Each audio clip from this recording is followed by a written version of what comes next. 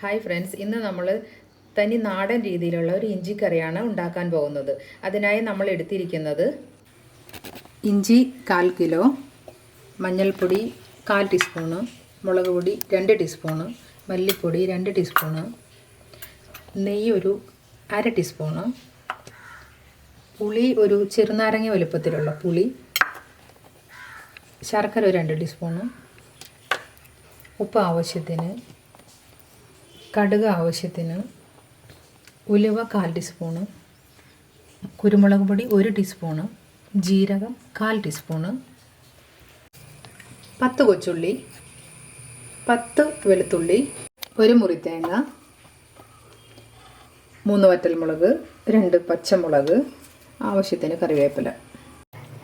അരമുറി തേങ്ങയിൽ കുറച്ച് നമ്മൾ ചെറുതായിട്ട് അരിഞ്ഞെടുത്തിട്ടുണ്ട്. അത് വറുത്തെടുക്കാൻ വേണ്ടിയിട്ടാണ്. ബാക്കി നമ്മൾ തിരുമ്മിയെടുത്തിട്ടുണ്ട്. അത് നമുക്ക് വറുത്തെടുക്കണം. ഇഞ്ചി ഇത് കണക്ക് ചെറുതായി നൈസായിട്ട് നമ്മൾ അരിഞ്ഞെടുത്തിട്ടുണ്ട്. ഇനി നമ്മൾ ഇത് വറക്കണം. ശർക്കര ഉരുക്കി നമ്മൾ പാനിയാക്കി മാറ്റി വെച്ചിട്ടുണ്ട്. ഇഞ്ചിക്കറി തയ്യാറാക്കാൻ നമുക്ക് ചട്ടി അടപ്പിലേക്ക് വയ്ക്കാം. നമുക്കിനി വെളിച്ചെണ്ണ ഒരു 2 ടീസ്പൂൺ ഒഴിക്കാം. ഇഞ്ചി വറുത്തെടുക്കാൻ വേണ്ടിയിട്ടാണ്. ഇഞ്ചി വറുത്തെടുക്കാം. അത് 2 പ്രാവശ്യമായിട്ട് വറക്കാം.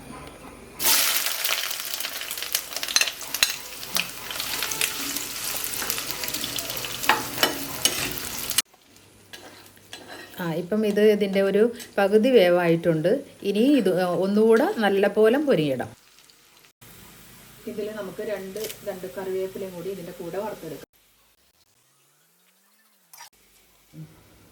ഇപ്പം ഇഞ്ചി നല്ലപോലെ മൊരിഞ്ഞിട്ടുണ്ട്. ഇനി നമുക്കത് വെളിച്ചെണ്ണയിൽ നിന്ന് അത് കോരി മാറ്റി ഒരു പാത്രത്തിലേക്ക് വയ്ക്കാം.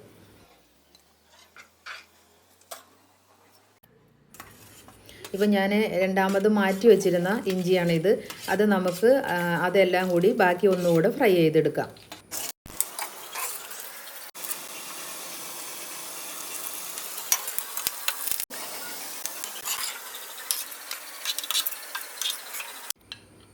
ഇനി ആ വെളിച്ചെണ്ണയിലേക്ക് തന്നെ നമുക്ക് ആ അരിഞ്ഞു വെച്ചിരുന്ന തേങ്ങക്കൊത്ത്, ഈ തേങ്ങ നല്ലതുപോലെ തന്നെ മൊരിഞ്ഞ് നമുക്ക് കിട്ടണം. ആ മൊരിഞ്ഞ തേങ്ങ ഒരു വശത്തേട്ട് മാറ്റി വെച്ചതിന് ശേഷം അത് 2 തണ്ട് കറിവേപ്പില ഇട്ട് മൊരിഞ്ഞ് വരുമ്പോൾ 2 വറ്റൽ മുളക് കൂടി നമുക്കതിലോട്ട് ഇട്ട് ഒന്ന് ഫ്രൈ ആക്കി എടുത്ത് കോരി മാറ്റാം.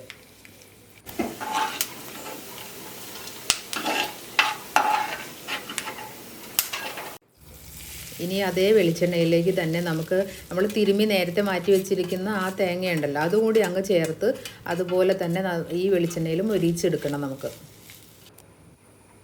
ഇനി ഇതിലേക്ക് വെളുത്തുള്ളി, കുരുമുളക്, ജീരകം, ഉലുവ ഇതെല്ലാം ഇട്ട് ഒന്നും കൂടെ നമുക്ക് നല്ലപോലെ ഒന്ന് ഇളക്കി യോജിപ്പിച്ച്, ഇത് നമുക്ക് നല്ലപോലെ ചുമന്ന് വരുന്ന സമയത്ത് മഞ്ഞൾപ്പൊടി ഒരു 2 ടീസ്പൂണ്, മുളക് പൊടിയും 2 ടീസ്പൂണ് മല്ലിപ്പൊടിയും കൂടി ചേർത്ത് നല്ലപോലെ ഇളക്കി ചുമന്ന് വരുന്നവരെ നമുക്കൊന്ന് ഇളക്കിക്കൊണ്ടിരിക്കാം.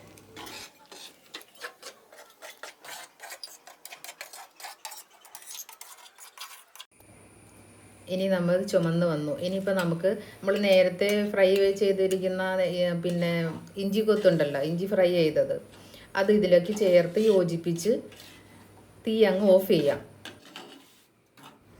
ഇനി ഇത് നമ്മൾ നല്ലപോലെ തണുത്ത് ചൂടാറിയ കഴിഞ്ഞതിന് ശേഷം നല്ലപോലെ വെണ്ണ പോലെ മിക്സിയിലിട്ട് അങ്ങ് അരച്ച് എടുക്കണം.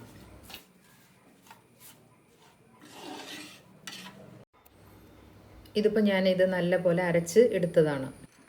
ഇനി നമുക്ക് ഇഞ്ചിക്കറി വയ്ക്കാനായിട്ട് ഒരു മൺചട്ടി അടുപ്പിലേക്ക് വെക്കാം. മൺചട്ടിയിൽ വയ്ക്കുന്നതാണ് ഇഞ്ചിക്കറി വയ്ക്കാനായിട്ട് ഏറ്റവും നല്ലത്. കാരണം മൺചട്ടിയിൽ വെച്ചാൽ അധികം കേടാവാതെ ഇരുന്നുള്ളൂ നമ്മൾ അതിനകത്ത് വയ്ക്കുമ്പോൾ. 2 ടീസ്പൂണ് വെളിച്ചെണ്ണ ഒഴിക്കാം. ഇനി കൂടുതൽ വെളിച്ചെണ്ണ ഒഴിച്ചിട്ടുണ്ടെങ്കിലും കുഴപ്പമൊന്നുമില്ല, അത് അവനവൻ്റെ ഇഷ്ടം പോലെയാണ്. വെളിച്ചെണ്ണ നല്ലപോലെ ചൂടായി കഴിയുന്ന സമയത്ത് നമുക്ക് കടുകിടാം. കടുകിട്ട് ഒന്ന് പൊട്ടട്ടെ. കടുകെല്ലാം പൊട്ടിന്ന് വരുമ്പോൾ അതിലേക്ക് നമുക്ക് കറിവേപ്പില ഇട്ട് കൊടുക്കാം.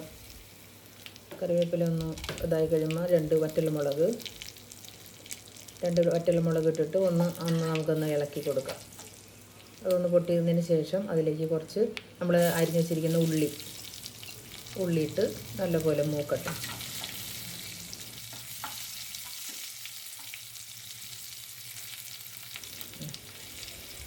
അതിലേക്ക് നമുക്ക് പിന്നെ പച്ചമുളക് ചെറുതായി അരിഞ്ഞ് വെച്ചേക്കുന്നതും കൂടി ചേർത്ത് നല്ലോണം ചുമന്ന് വരുന്നത് പോലെ നമുക്കൊന്ന് വെയിറ്റ് ചെയ്യാം.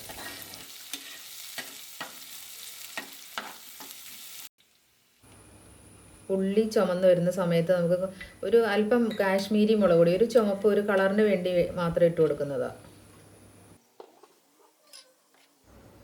ഇനി നമ്മൾ അരച്ച് വെച്ചിരിക്കുന്ന അരപ്പ് ഇതിലേക്ക് ഇട്ടിട്ട് അതെല്ലാം കൂടി നല്ല പോലെ യോജിപ്പിച്ചതിന് ശേഷം അതിൻ്റെ പച്ച മണം പോകുന്നത് വരെ നമുക്ക് ഇളക്കിയും കൊണ്ടിരിക്കണം. ഇളക്കി അതിനകത്ത് എണ്ണ തെളിയുന്ന വരെ നമുക്ക് അത് വറ്റിക്കേണ്ടതുണ്ട്. ഇനി നമ്മളിടുന്നത് ഉപ്പാണ്. അപ്പം ഉപ്പ് എന്ന് പറയുന്നത് അതിൻ്റെ എല്ലാവർക്കും അതിൻ്റേതായ ഒരളവുണ്ടാവുമല്ലേ, അതനുസരിച്ച് ഇട്ടാൽ മതി. അത് കഴിഞ്ഞിട്ട് അതിനുള്ള പുളി, നമ്മൾ എടുത്ത് വച്ചിരിക്കുന്ന പുളി നല്ലപോലെ പിഴിഞ്ഞ് എടുത്തതാണ്, അതങ്ങൊഴിച്ച് ഒന്ന് ഇളക്കി വീണ്ടും യോജിപ്പിച്ച് നല്ലപോലെ ഒന്ന് കുറുകി വരട്ടെ.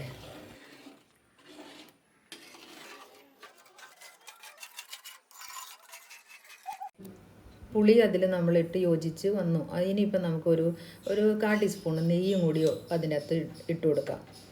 അതിട്ടിട്ട് അതും അതിലങ്ങ് അലിഞ്ഞ് വരട്ടെ. അതങ്ങ് അലിഞ്ഞ് ഒരു 2 മിനിറ്റ് നമുക്കൊന്ന് യോജിപ്പിച്ച് കൊടുക്കാം.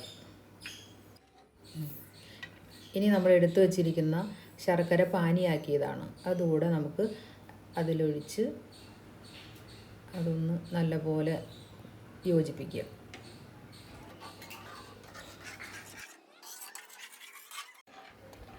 ഇതിപ്പോൾ നമ്മൾ ശർക്കര പാനിയും എല്ലാം ഒഴിച്ചതിന് ശേഷം ഒരു 5 മിനിറ്റ് ഇങ്ങനെ തിളപ്പിച്ചതിന് ശേഷമുള്ളതാണിത്. ഇനിയും കുറച്ച് നേരം കൂടി ഇത് തിളച്ച് വറ്റണം.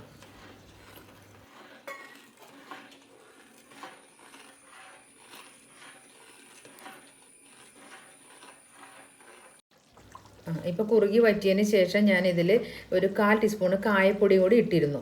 ഇത് നേരത്തെ പറഞ്ഞില്ലായിരുന്നേ. ഇതിലേക്ക് നമ്മൾ നേരത്തെ വറുത്ത് കോരി വെച്ചിരുന്ന തേങ്ങാക്കൊത്തും കറിവേപ്പിലയും വറ്റൽമുളകും കൂടി ഒരു താളിപ്പായിട്ട് അതിൻ്റെ മേളിൽ ഗാർണിഷ് ചെയ്ത് കൊടുത്ത് തീയങ്ങ് ഓഫ് ചെയ്ത് ചൂടാറാൻ മാറ്റി വയ്ക്കുക.